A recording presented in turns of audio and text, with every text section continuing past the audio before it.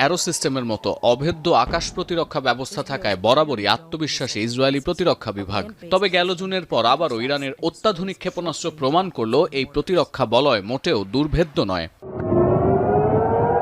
শনিবার সকালে ইরানে অতর্কিত হামলার পর থেকে ইসরায়েলের রাজধানী তেল আবিব, উপকূলীয় শহর বেইত শেমেশ, হাইফা ও জেরুজালেমে অত্যাধুনিক ড্রোন ও ব্যালিস্টিক ক্ষেপণাস্ত্র ছোড়ে তেহরান।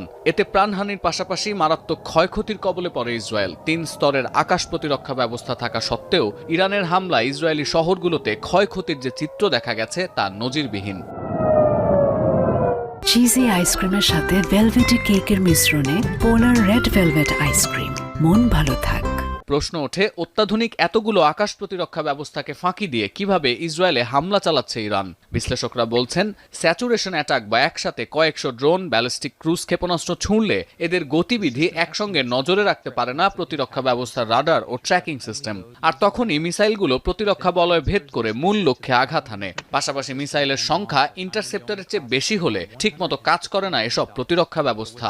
এসব কৌশল মাথায় রেখেই ইসরায়েলে হামলা চালাচ্ছে ইরান।